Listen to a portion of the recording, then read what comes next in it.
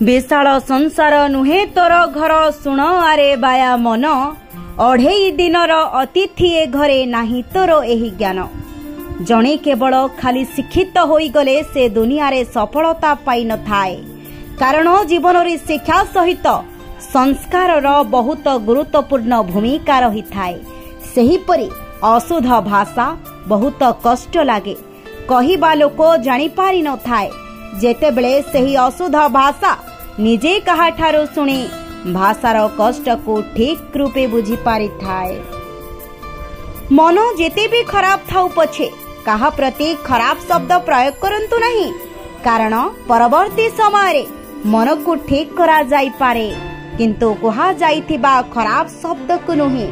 दुनियार सबोठारु दामी जिनिस हेला विश्वास, जहा अर्जन करबा को वर्ष परे वर्ष लागि जाए, किंतु हराइबा को गोटे सेकेंड मध्य लागि न थाए। जदि आम कथा आपनको भल लागि तेबे आम चैनल को लाइक शेयर सब्सक्राइब करबा पई जमा भी भूलिबेनी।